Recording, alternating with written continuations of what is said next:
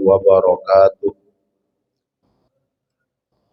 Innal hamdalillah nahmaduhu wa nasta'inuhu wa nastaghfiruh wa na'udzu billahi min syururi anfusina wa min sayyiati a'malina. May yahdihillahu fala mudhillalah wa may yudlil fala hadiyalah. Asyhadu an la ilaha illallah wahdahu la syarikalah wa asyhadu anna Muhammadan abduhu wa rasuluhu la nabiyya ba'dah. Allahumma salli wa sallim ala sayyidina Muhammad wa ala ali sayyidina Muhammad. Faya ayyuhal hadirun rahimakumullah ittaqullaha haqqa tuqatih wa la tamutunna illa wa antum muslimun. Allahumma nawwir qulubana wa quluba jami'i man hadara fi majlisina hadza bi nuril ma'rifah wa ilmil mukasyafah wal basirah wal iman wal islam. Ya fattahu ya alim iftah qulubana wa qulubahum futuhal arifin. Rabbana ftah bainana wa baina qaumina bil haqqi wa anta khairul fatihin. Allahumma inna nas'aluka fahman nabiyyin wa hifdzal mursalin wa ilhamal malaikatil muqarrabin. Allahumma aghnina bil ilmi wa zayyinna bil hilmi wa akrimna bit taqwa wa jammilna bil afiyah birahmatika ya arhamar rahimin. Rabbi shrah li sadri wa yassir li amri wahlul 'uqdatam min lisani yafqahu qawli. Amin. Amma ba'du. Hadratul kiram, para alim, para ulama, para kiai, para asatid wal asatidah, alhamdulillah wa syukurillah bahwasanya pada pagi hari ini kita masih mendapatkan taufik dari Allah Subhanahu wa taala, sehingga dengan taufik Allah tersebut kita bisa melaksanakan ibadah sholat subuh dengan berjamaah dan dilanjutkan dengan majelis taklim. Taufik artinya pertolongan Allah Subhanahu wa taala. Dengan taufik kita mampu dan mudah melangkahkan kaki kita untuk menjalankan segala kebaikan. Kalau tidak dengan taufik, insya Allah muadzin adzan di masjid kenceng pakai toa, maka hanya sedikit yang datang ke masjid. Itu karena tidak adanya taufik yang menghampiri di hati kita. Jadi dengan adanya kita mampu untuk hadir di masjid melaksanakan sholat jamaah, itu artinya kita mendapatkan taufik dari Allah Subhanahu wa ta'ala. Bapak Ibu rahimakumullah yang kami hormati, saya senantiasa akan membahas masalah sholat, karena sholat itulah pokok perbedaan antara orang muslim dan orang non muslim. Ya, hanya sholat yang membedakan bahwa kita ini muslim yang mukmin. Di dalam kitab fikih dikatakan as-sholatu hiya syar'an af'alun makhsusatun wa aqwalun muftatahatun bitakbir wa mukhtatamatun bitaslim. Salat itu menurut syara atau syariah, af'alun wa aqwalun, sebuah perbuatan dan sebuah ucapan, muftatahatun bitakbir, yang diawali dengan bacaan takbir, yaitu takbiratul ihram yang merupakan rukun salat, wa mukhtatamatun bitaslim, yang diakhiri dengan salam. Ya, itu salat menurut fikih. Dan salat menurut lughat As-sholatu lughatan wa hiya ad-du'a'u al-mafrudatu al-ainiyatu khamsun fi kulli yaumin wa lailatin ma'lumatin minad dini bi daruratin. Salat menurut lughat atau menurut ilmu tasawuf, salat itu dikatakan sebuah doa. Bapak Ibu rahimakumullah, mungkin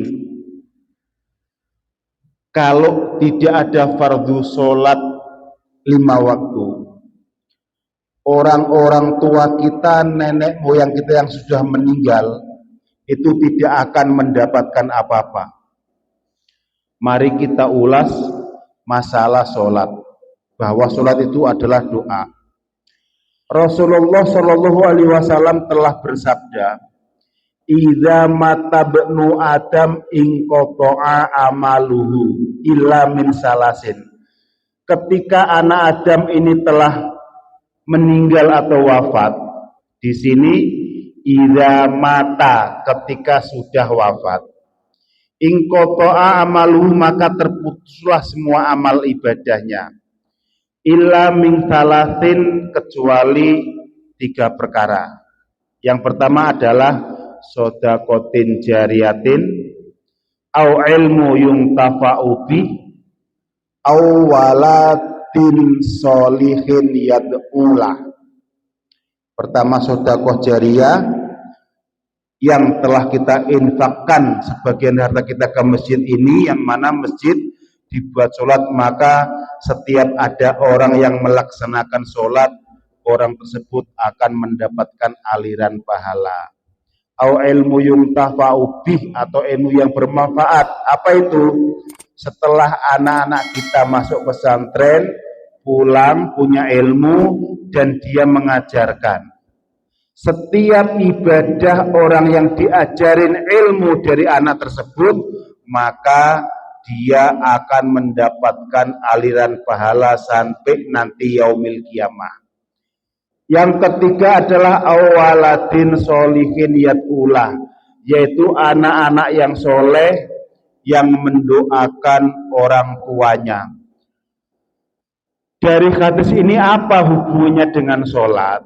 Mari kita bahas Bapak Ibu. Sholat menurut lughat adalah doa. Dan hadis mengatakan anak yang soleh yang mendoakan orang tuanya akan senantiasa mendapatkan aliran pahala. Itu artinya apa? Misalkan kita punya anak kita melaksanakan sholat. Itu kata Rasulullah, secara otomatis ketika anak kita itu melaksanakan sholat dengan baik dan benar, maka aliran pahala sholat tersebut akan sampai ke orang tuanya, akan sampai ke nenek moyangnya. Seandainya tidak ada perintah sholat dari Allah Subhanahu wa Ta'ala, itu mungkin orang-orang yang meninggal, bukan mungkin, pasti orang-orang yang sudah meninggal itu tidak akan mendapatkan apa-apa dari anak-anaknya. Yang telah kita ketahui bahwa seorang orang tua itu melahirkan anak ya dalam keadaan wahnan ala wahnin, kata Al-Quran. Dia sangat payah sekali antara hidup dan mati, itu ketika melahirkan. Ketika merawat, luar biasa beratnya. Ya, kita ngurusin, seadanya dia ngompol kita bersihin. Setelah dia besar pun kita masih menyekolahkan dengan biaya yang banyak. Setelah sekolah SD, SMP, SMA, itu pun terus kuliah.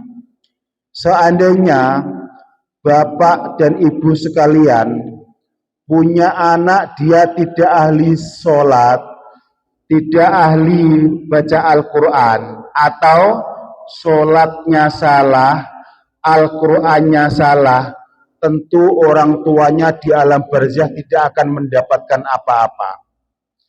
Kenapa Rasulullah Shallallahu Alaihi Wasallam mendapatkan perintah sholat 5 waktu? Itu tujuannya adalah biar orang tua yang sudah meninggal di alam barzah, di alam kubur, itu mendapatkan aliran pahala setiap sehari semalam 5 waktu. Dikala kita masih hidup, Bapak Ibu, kita makan sehari semalam tentu minimal 5 kali. Kalau makan besarnya pagi, siang, sore, itu makan besar. Ditambah dengan cemilannya mungkin sampai 2 kali sehingga 5. Di alam barzah juga begitu. Kita itu agar bebas dari siksa kubur harus mendapatkan asupan makanan senantiasa setiap hari. Dari mana asupan makanan tersebut? Bapak Ibu, perlu kita ketahui bahwa di alam akhirat, di alam barzah itu sama dengan di alam dunia seperti ini. Cuman alamnya yang berbeda, ya. Para sahabat bisa mukasyafah melihat orang yang di alam barzah. Sehingga ketika ada sahabat melewati pemakaman baki, ada yang menangis. Karena apa? Beliau melihat orang-orang yang lagi disiksa di alam kubur. Karena apa disiksa? Dia semasa hidupnya tidak mempunyai bekal yang cukup, dan dia tidak meninggalkan anak-anak yang soleh. Coba kita bayangkan, kalau kita meninggal tidak punya bekal yang cukup, terus kita tidak punya anak-anak yang soleh, pasti kita di alam kubur tidak mendapatkan apa-apa. Makanya Allah mewajibkan, mengfardukan kita sholat 5 waktu. Itu apa? Agar senantiasa orang yang di alam barzah mendapatkan kiriman pahala dari anak-anaknya. Makanya disuruhnya anak-anaknya kita semua sholat 5 waktu. Dengan sholat 5 waktu, kalau sholatnya betul, insya Allah pahalanya akan nyampe ke orang tuanya yang telah wafat. Seandainya tidak ada perintah sholat 5 waktu, mungkin bapaknya atau orang tuanya yang sudah wafat hanya mendapatkan aliran pahala, mungkin kalau adatnya orang Jawa itu setelah meninggal ada yang namanya wirid atau yasinan 1-3 hari, sampai 7 hari, 40 hari, 100 hari. Dan apabila Bapak Ibu, kalau anak-anak kita tidak ahli sholat yang benar, tidak membaca Al-Quran dan yang benar, mungkin kita akan mendapatkan kiriman pahala dari anak-anak kita, ya hanya itu 7 hari setelah meninggal, dan 40 hari setelah meninggal, dan 100 hari setelah wafatnya. Lalu hari-hari di sana kita makan apa? Karena Bapak Ibu, orang yang telah wafat itu asupan gizinya adalah doa dari keluarganya yang masih hidup. Yaitu makanya kita disuruh sholat 5 waktu. Dan para ulama telah sepakat, kalau anak-anaknya itu sholatnya salah, Fatihahnya salah, baca Al-Qur'annya salah, tentu kita tidak akan mendapatkan apa-apa dari anak-anak kita. Sementara di masa hidup kita dengan susah payah melahirkan anak, merawat anak, menyekolahkan anak sampai dia menikah. Kok setelah kita wafat kita nggak dapat apa-apa? Alangkah ruginya bagi orang-orang tua yang tidak memondokkan anaknya, yang tidak mendidik anaknya sholat secara benar dan membaca Al-Quran secara benar. Ya. Jadi ulama mengatakan seandainya anak-anak kita atau kita semua tidak bisa sholat secara benar, ya, makanya disuruh sholat jamaah ke masjid. Karena dengan sholat jamaah di masjid, sholat kita benar atau tidak benar, insya Allah diterima oleh Allah Subhanahu wa Ta'ala. Itu makanya sholat jamaah itu ada jaminan sholat kita diterima oleh Allah Subhanahu wa Ta'ala. Saat ini Bapak Ibu berkata, saya paling sayang dengan orang tua saya. Perkataan itu bohong dan tidak benar apabila orang yang ngomong tersebut tidak mau sholat berjamaah di masjid. Karena dengan dia tidak sholat berjamaah, insya Allah sholatnya remeng-remeng diterima atau tidak. Karena kalau dia sholat sendiri di rumah, dia harus mengadakan tahsin dulu kepada seorang guru atau seorang kiai. Apakah sudah benar bacaan Fatihahnya? Karena kata Rasulullah, la sholata liman lam yakro bi fatihatil kitab. Tidak dianggap sholat orang yang membaca Fatihahnya tidak benar. Makanya bagi kita yang ragu-ragu Fatihah kita ini benar atau tidak, secara makhraj, secara tajwid, secara sifatul huruf, kita harus sholat berjamaah. Saya yakin orang warga sini belum banyak yang menyadari hal ini. Buktinya apa? Warga sini itu banyak, mungkin ada berapa ratus kakak yang muslim. Buktinya sholat subuh berjamaah hanya satu shop saja. Ya, itu bisa jadi ustadznya yang kurang nyampe dalam menyampaikan kajian-kajian di masyarakat. Ya, padahal Bapak Ibu, kalau memang Fatihah kita belum betul secara bacaan, itu sholatnya tidak diterima oleh Allah Subhanahu wa Ta'ala kalau dia sholatnya munfarid sendirian di rumah. Karena apa? Kata Rasulullah di dalam hadis sahihnya, man sami'a nida'a falam ya'tihi laisa lahu sholat. Barang siapa yang mendengarkan suara adzan di kejauhan tapi dia tidak mendatangi sholat jamaah, maka tidak dianggap sholat oleh Allah Subhanahu wa Ta'ala. Mari kita ingat sejarah sahabat Abu Bakar As-Siddiq. Sahabat Abu Bakar As-Siddiq itu selama hidupnya satu kali saja ketinggalan sholat jamaah dengan Rasulullah Shallallahu Alaihi Wasallam. Itu pun ketika sahabat Abu Bakar sedang mau pengen melaksanakan jamaah sholat asar, ada orang yang memprovokasi, hai Abu Bakar, ada beberapa orang yang mau merusak kebun kurmamu, kata orang tersebut. Sehingga sudah dekat waktu asar, sahabat Abu Bakar pergi ke kebun kurma untuk mengontrol kebun kurmanya, sehingga sahabat Abu Bakar ketinggalan jamaah sholat asar sama Rasulullah Shallallahu Alaihi Wasallam. Ketika Abu Bakar mengontrol kebun kurmanya, rupanya di kebun kurma itu tidak ada apa-apa, tidak ada orang yang merusak kebun kurmanya. Itu hanya setan, ada orang yang memprovokasi.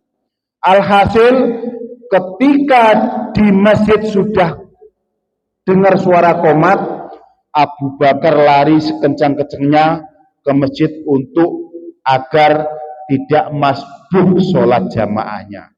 Ya, alhasil ketika Abu Bakar sampai ke masjid, imam sudah rukuk di rakaat pertama.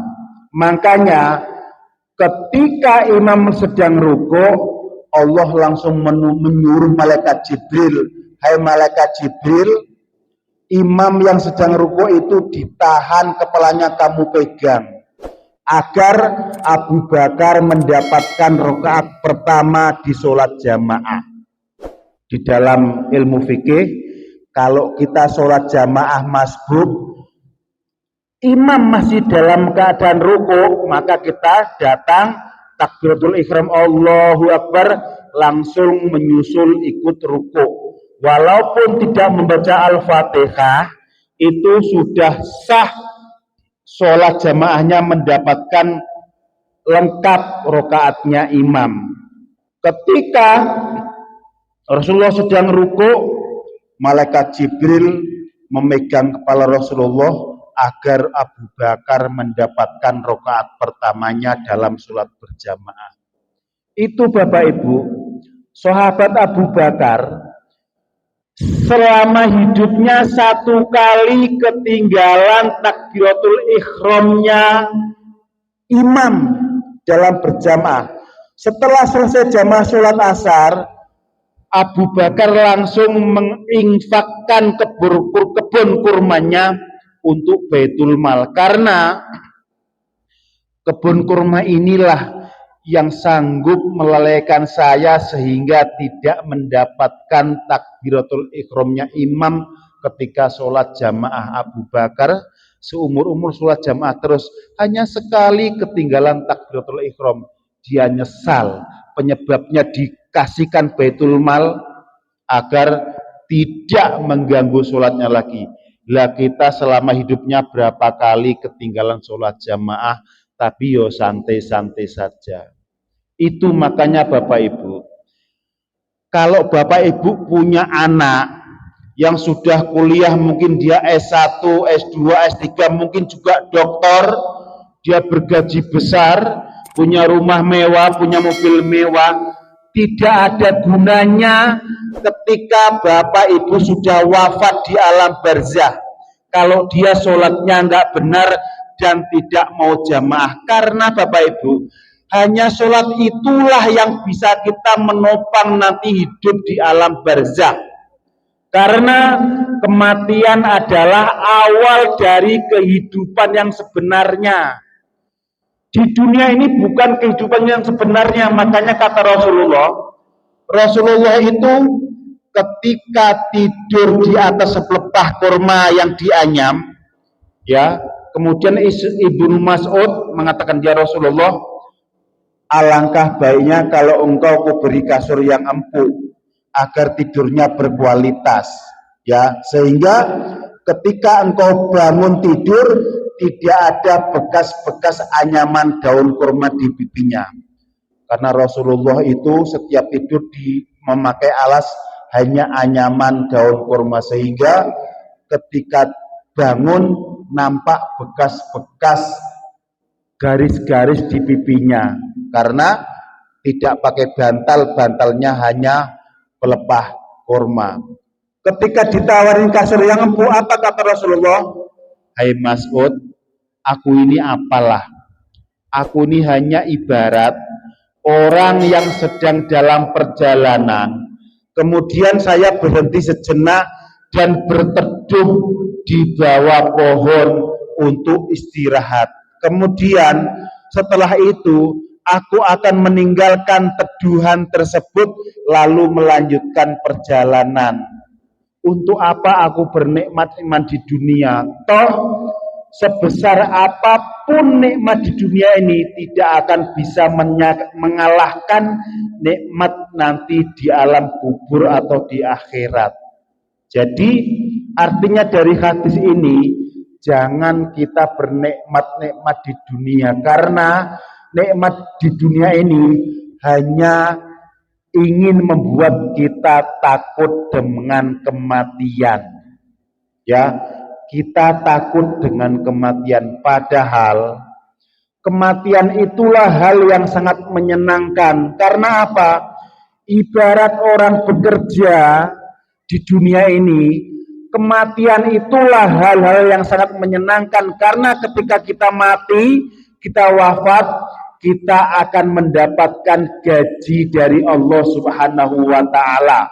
Kita akan mendapatkan pahala dari Allah Subhanahu wa taala.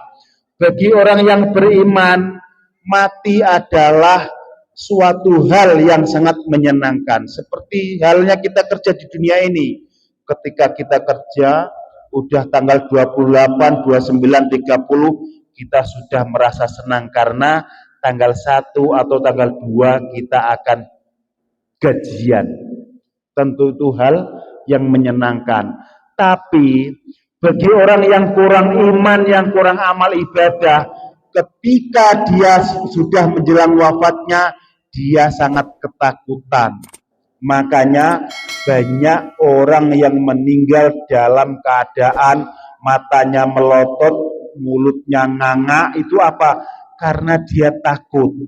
Bagi orang yang tidak beriman, malaikat maut Israel datang dengan wajah yang menyeramkan dan bau yang sangat busuk.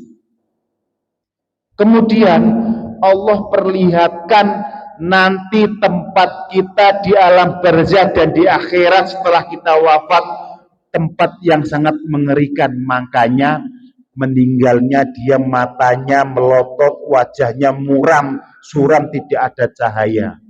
Itu karena dia sudah mengerti, saking takutnya dia mengalami sakaratul maut. Karena diriwayatkan orang yang sakaratul maut itu diperlihatkan nanti di mana tempat dia setelah wafat. Boleh kita baca hadisnya ketika Nabi Ibrahim menjelang wafat. Apa kata Ibrahim? Ketika datang malakul maut yaitu Israel. Hai Israel, hal ra'aita, ya, ini khalilan, ya, ini khalilan, aku ini kekasih Allah, kata Ibrahim dengan sama malaikat maut. Hal ra'aita khalilan yumitu khalilan, gak mungkin Allah itu akan membunuh, mematikan kekasihnya. Kau salah Israel, bilang lagi gue sama Allah, betul gak aku ini akan diwafatkan? Ketika Ibrahim ngomong macam itu, malaikat maut kembali kepada Allah. Ya Allah, itu hambamu, kekasihmu yang nama Ibrahim mengatakan demikian. Terus malaikat maut kau datang lagi kepada Ibrahim, bilang kepadanya, ya Ibrahim, hal ra'aita habiban la yuhibbu ayyulqa habiban. Hai Ibrahim, apakah engkau tidak senang dan bahagia kalau engkau akan menemui kekasihmu? Tahu kau kekasihmu siapa? Allah Subhanahu wa taala. Allah sudah menunggumu di sana. Dan waktumu di dunia sudah jatuh tempo dan engkau akan diwafatkan. Ketika Ibrahim mendengar hal demikian, langsung dia berkata, ya Israel, cepat cabut nyawaku agar aku cepat ketemu Allah Subhanahu wa ta'ala. Karena kata Rasulullah, hal yang paling menyenangkan bagi hamba Allah ini adalah bukan surga, yaitu ketika kita bisa bermuajahah dengan Allah Subhanahu wa ta'ala. Makanya orang yang beriman, orang yang banyak amal ibadahnya, ketika dia menjelang wafatnya, dia tersenyum karena dia senang bahagia akan segera menerima imbalan selama dia hidup bekerja di dunia ini. Pekerjaannya apa? Berupa ibadah kepada Allah Subhanahu wa ta'ala. Sehingga dengan kata lain, merugilah, sangat celaka, sangat bodoh orang yang tidak mendidik anaknya baca Al-Quran dengan baik, sholat dengan baik. Nanti dia akan nyesel ketika dia sudah di alam barzah, dia tidak mendapatkan asupan kiriman makanan apapun. Rugi besar dia. Percuma anaknya sarjana, ya, S1, S2, dokter pun kalau sholatnya tidak benar, kalau ibadahnya tidak benar, dengan diurus dari kecil susah payah, bapaknya, neneknya tidak akan mendapatkan apa-apa karena sholat anak-anaknya di muka bumi ini tidak benar. Paling-paling kalau dia mengikuti adatnya orang NU, itu setelah wafat 3 hari baca Yasin, 7 hari baca Yasin, ngundang orang kalau dia punya duit untuk memberikan makanan. Nanti 40 hari baca Yasin lagi. Hanya itu yang dia dapatkan. Sementara sehari-hari orang di alam barzah itu membutuhkan asupan makanan dan aliran pahala senantiasa. Ada ulama besar yang bernama Syekh Abu Bakar Syaton yang mengarang kitab I'anatul Thalibin. Syekh Abu Bakar Syaton punya guru yang bernama Syekh Yaini Dahlan. Syekh Yaini Dahlan itu terkenal dia bisa mukasyafah, bisa melihat alam barzah. Seperti sahabat Ali juga mukasyafah, bisa melihat alam barzah. Sahabat Ali itu perlu diketahui Bapak Ibu, ketika Umar bin Khattab wafat, ya, setelah dikuburkan Umar bin Khattab, sahabat Ali karamallahu wajah minta sama Allah Subhanahu wa taala, ya Allah, berilah hamba mukasyafah. Kenapa engkau minta mukasyafah? Kata Allah, karena saya penasaran ingin melihat sahabat Umar ketika ditanyain oleh malaikat mungkar nakir di alam kuburnya. Karena selama hidupnya itu sahabat Umar galaknya bukan main. Jangankan kok musuh-musuh kafirnya, setan saja ketika berpapasan dengan sahabat Umar dia minggir dia, karena saking galaknya sahabat Umar. Ketika Umar belum Islam, itu Umar sukanya membantai kaum muslimin yang menentang dia.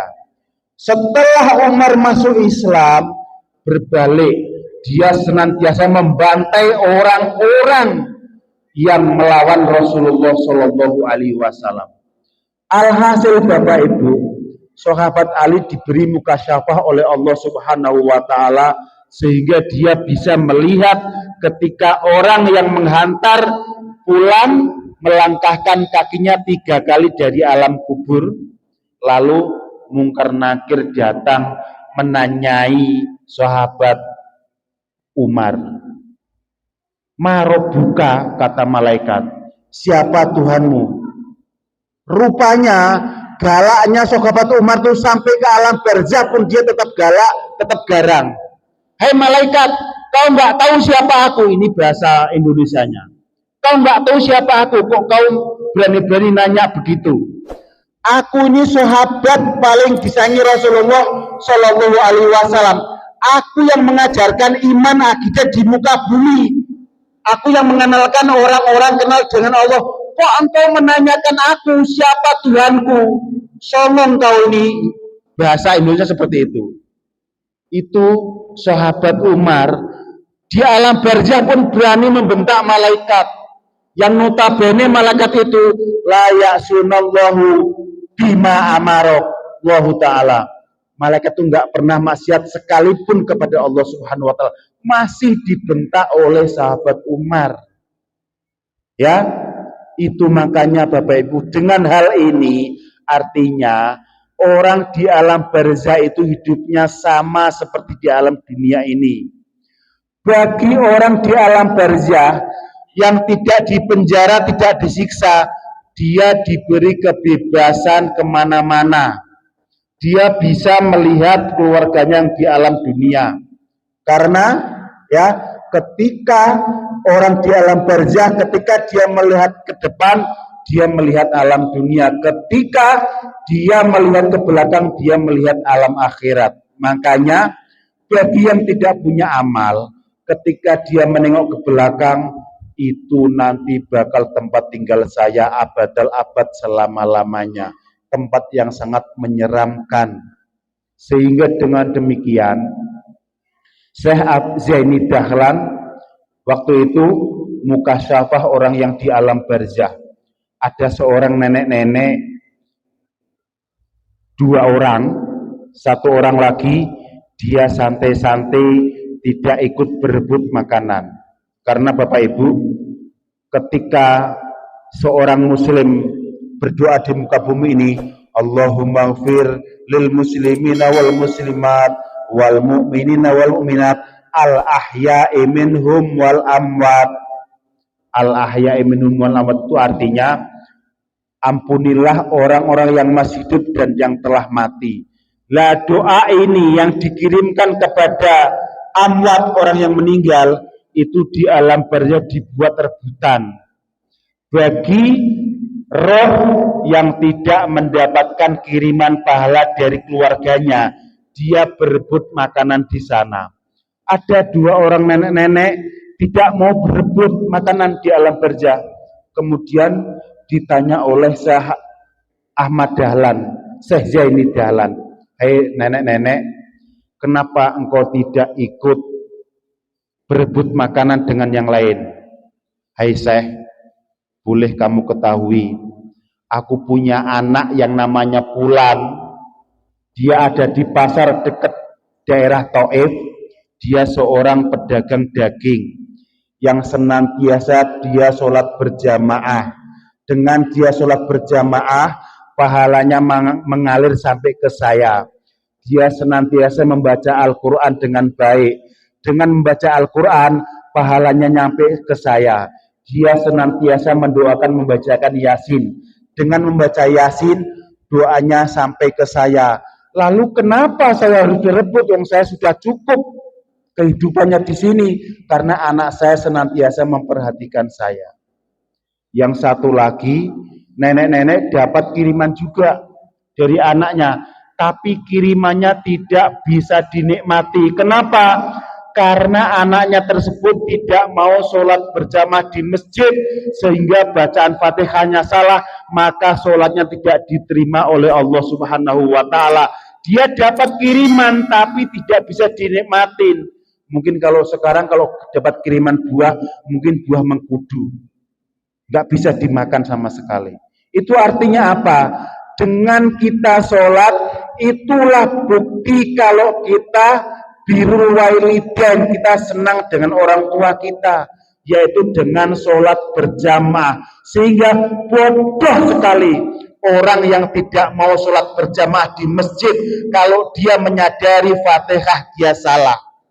Karena Bapak Ibu, Al-Quran itu salah makhraj yang kita baca itu akan beda maknanya. Beda maknanya. Dengan beda maknanya, tidak mungkin sholat itu diterima oleh Allah Subhanahu wa Ta'ala. Itu makanya setiap kajian saya senantiasa tasawuf fikih itu tidak pernah saya bosan-bosan untuk menyampaikan. Apa itu tasawuf? Agar hati kita benar dalam menghadap Allah Subhanahu wa Ta'ala. Ini Bapak Ibu, kita bisa sholat subuh, kita bisa datang di majelis taklim. Kalau orang tidak bertasawuf, pasti dia bilang gini, karena aku Islam, aku mau, makanya aku bisa sholat di masjid. Padahal tidak itu.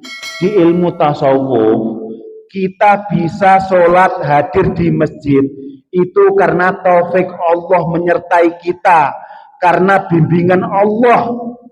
Dengan izin Allah kita bisa datang ke masjid, bukan kemauan kita.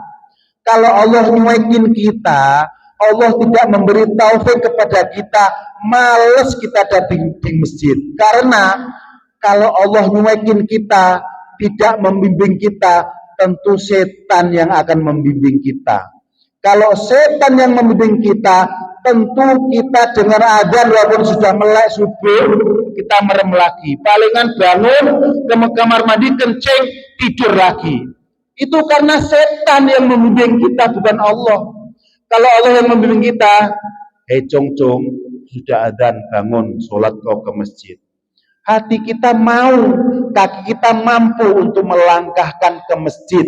Karena kita ngerti, orang tua kita yang sudah wafat di alam barzah tidak mendapatkan apa-apa apa ketika kita tidak sholat dengan baik? Hanya jamaah di masjidlah yang sholat kita pasti diterima oleh Allah Subhanahu wa ta'ala. Boleh kita kaji dari hadis manapun, dengan sholat berjamaah pasti diterima amal sholat kita. Ya, jadi hendaknya kita semua ini nolong tetangga-tetangga kita yang masih enggan melaksanakan sholat jamaah di masjid. Colek tetangga kita, hai bro, ayo kita sholat ke masjid. Diomongin, kau kan cinta dengan orang tuamu. Iya, kalau kau cinta dengan orang tuamu, datanglah ke masjid. Dengan engkau datang ke masjid, amal ibadahmu akan diterima oleh Allah Subhanahu wa ta'ala. Dengan amal ibadahmu diterima oleh Allah Subhanahu wa ta'ala, maka orang tuamu makmur di alam barzah. Ya, sebanyak apapun sedekah orang, taruhlah orang tersebut punya duit puluhan juta sedekah untuk emaknya, itu kalau sholatnya nggak diterima sia-sia. Karena kata Rasulullah, nanti amal ibadah yang pertama kali diterima oleh Allah Subhanahu wa ta'ala adalah sholatnya. Ya, wa idza fasadat sholatu fasadat kullu amali. Ketika sholatnya rusak, maka rusaklah semua amalnya, nggak diterima. Puasanya, zakatnya, hajinya, nggak ada guna kalau sholatnya nggak jamaah di masjid. Itu pasti, karena hadisnya sahih dari Rasulullah Shallallahu Alaihi Wasallam. Sehingga Bapak Ibu, ini tugas kita. Karena untuk dakwah itu bukan hanya tugasnya ustadz dan kiai. Di dalam Al-Quran, kalimat dakwah lebih dari 60 ayat itu mukhatabnya untuk kita semua manusia yang hidup di muka bumi. Kita berkewajiban mengajak orang agar mau datang ke masjid. Bukan hanya ustadz aja yang mendapat kewajiban dakwah dari Allah Subhanahu wa ta'ala. Makanya orang yang hidup itu di Al-Quran dikatakan khalifah. Apa itu khalifah? Yang menggantikan tugas Rasulullah Shallallahu Alaihi Wasallam. Ketika Rasulullah wafat, tugas dakwahnya digantikan oleh Abu Bakar. Ketika Abu Bakar wafat, tugas dakwahnya digantikan sahabat Umar. Terus menerus sampai ke para salafun soleh, para tabiin, tabiin, sampai sekarang tabiin sudah tidak ada, diteruskan oleh para ulama. Ulama sudah banyak yang wafat, diteruskan kepada kita. Karena kata Rasulullah, nanti pada akhir zaman Allah akan mencabut ilmu di muka bumi ini. Dengan apa? Dengan mewafatkan para ulama-ulama yang soleh. Sehingga kalau ulama-ulama yang soleh telah wafat, maka di dunia ini akan dipenuhi oleh ulama-ulama ulama-ulama yang jahat. Apa itu ulama jahat? Dia seorang ulama, mungkin dia pandai, mungkin dia dokter, mungkin dia hafal Quran, mungkin dia hafal hadis. Itu dakwahnya hanya menerima pesanan.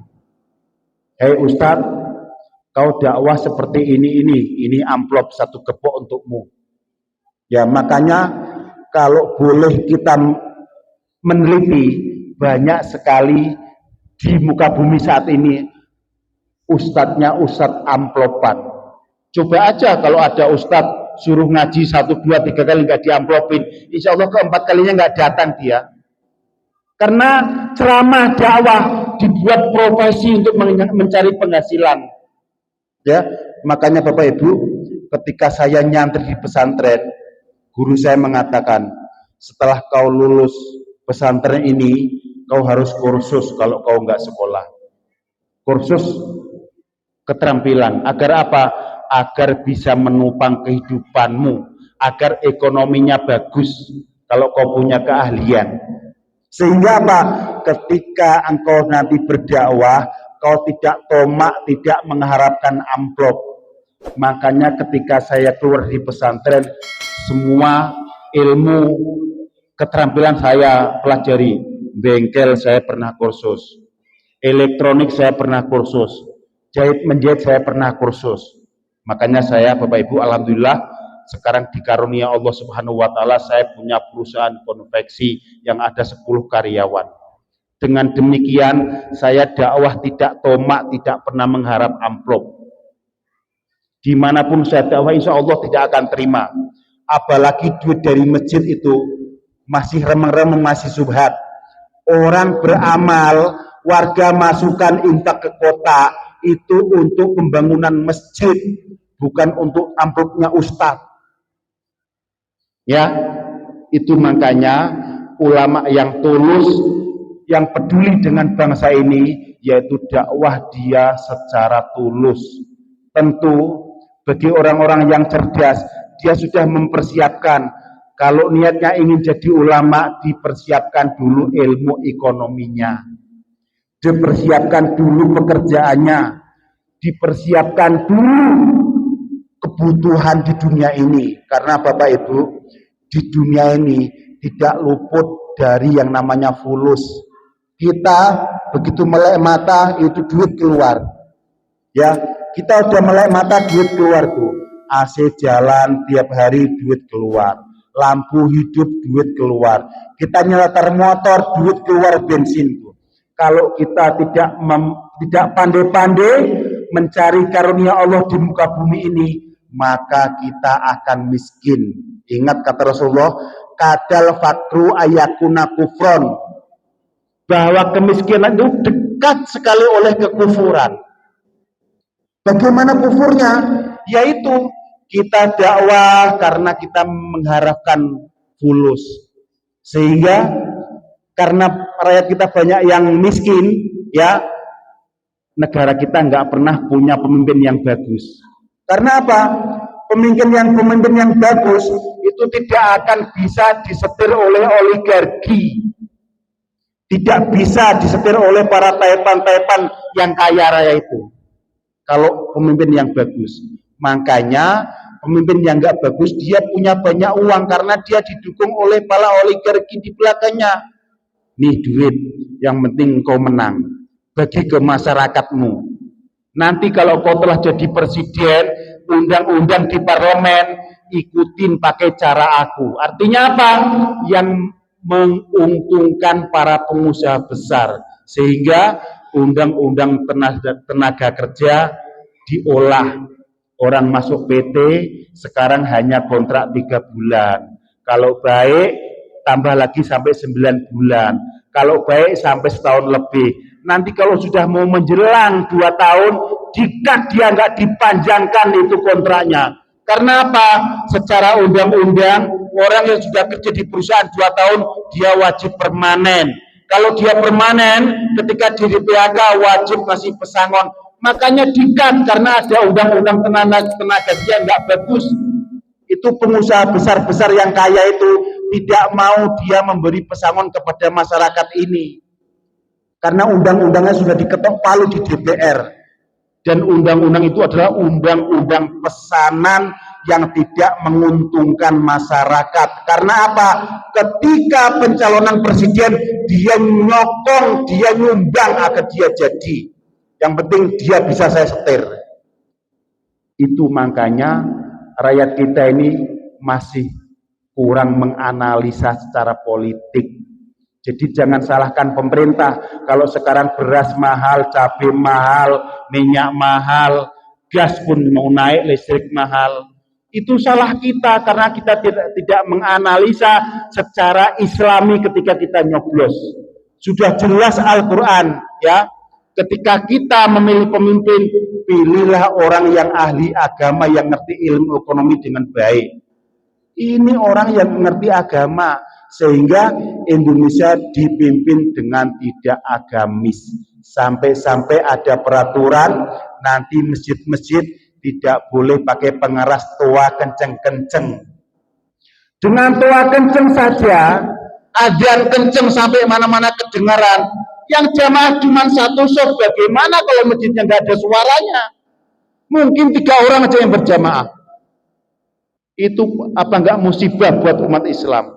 Padahal sholat berjamaah itulah yang menentukan setelah kita wafat akan mendapatkan aliran pahala dari anak-anak kita. Ya, akhirnya apa? Kita mati nanti neraka semua karena kita nggak dapat pahala apa-apa. Ngaji enggak, Fatihahnya gelepotan. Apa yang kita dapatkan? Itu makanya saya setiap kajian, dimanapun saya ngaji, tasawuf dan fikih nggak ada saya bosan-bosan untuk mengajarkan.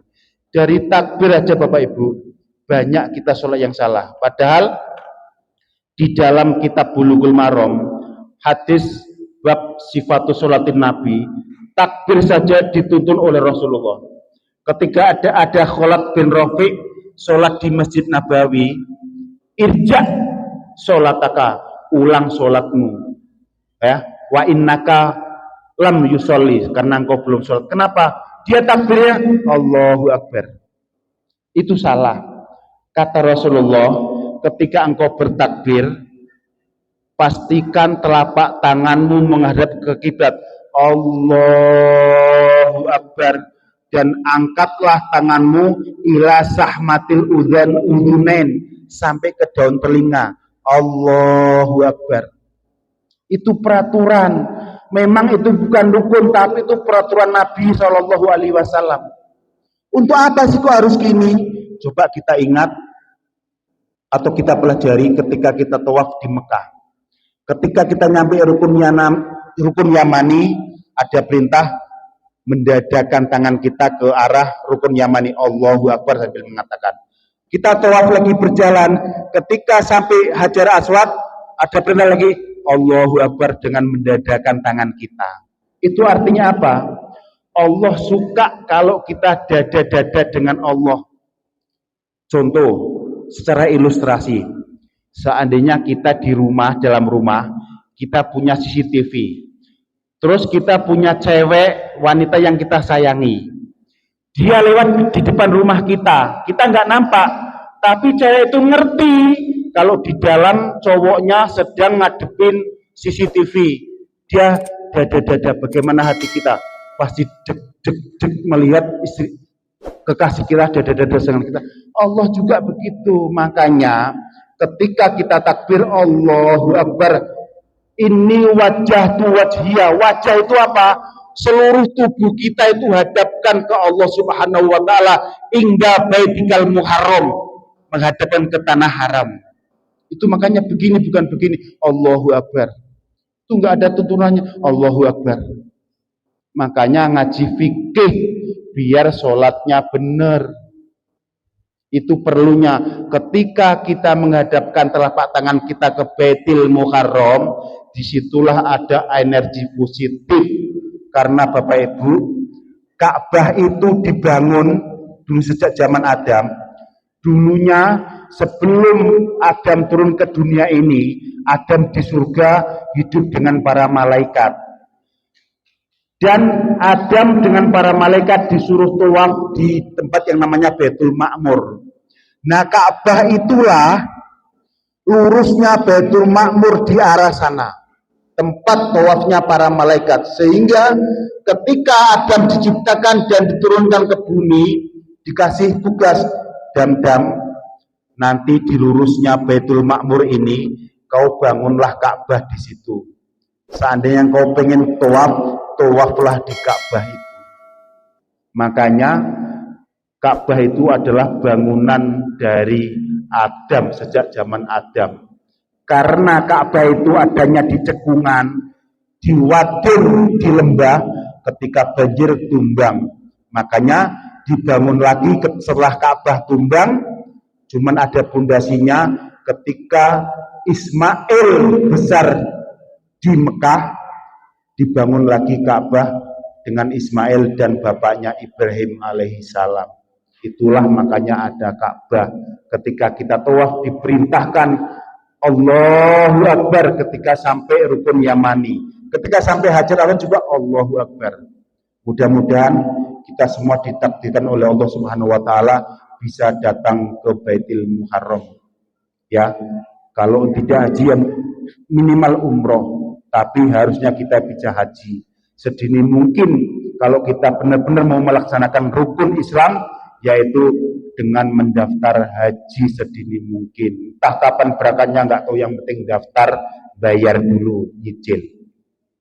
Mudah-mudahan dengan tekad yang baik kita disampaikan ke Mekah, Makkatul Mukarramah oleh Allah Subhanahu wa taala. Sudah jam 6, sudah masuk sholat Isra. Kalau kita memang benar-benar suka pengen haji, mestinya kita sering-seringlah sholat subuh dan i'tikaf sampai menjelang Isra, sholat 2 rakaat. Karena dengan kita sholat subuh berjamaah dan kita zikir atau mendengarkan majelis ilmu sampai suruh, terus kita sholat 2 rakaat, maka kita telah mendapatkan pahala seperti haji dan umroh tamatan secara sempurna. Ya, itu makanya luangkanlah waktu subuh sampai isyraq di masjid bagi yang tidak masuk kerja di PT. Bagi yang kerja ya pulang, nanti kalau terlambat kerja bisa dipecat, tidak makan. Ya, mungkin itu saja. Mudah-mudahan bermanfaat dan mudah-mudahan Allah memberi taufik senantiasa kepada kita semua agar kita ringan melangkahkan kaki menuju ke masjid Allah Subhanahu wa taala melaksanakan jamaah. Mohon maaf apabila ada salah-salah kata, ya Bapak Ibu. Perlu kita ketahui Al-Qur'an dan hadis itu kalau kita baca diartikan isinya singgungan-singgungan. Makanya kalau Ustadz ngomong banyak yang menyinggung. Ini tadi saya ngomong, bodoh sekali orang yang nggak mau sholat jamaah. Tentu yang dia dengar di rumah sekarang nih nggak jamaah, tersinggung dia. Kurang ajar tuh Ustaz, bodoh-bodohin aku. Tapi memang betul kata Quran seperti itu. Orang itu nggak cerdas, dia jahil kalau dia nggak mau sholat jamaah. Karena dengan jamaah pasti diterima sholatnya oleh Allah Subhanahu wa ta'ala, pasti dia tersinggung. Makanya setiap penutupan kajian saya mohon maaf apabila ada kata-kata yang salah, mohon dimaafkan. Kami akhiri kajian pada pagi hari ini. Wallahu a'lam bishawab. Subhanakallahumma wa bihamdika asyhadu an la ilaha illa anta astaghfiruka wa atubu ilaik. Wassalamu alaikum warahmatullahi wabarakatuh.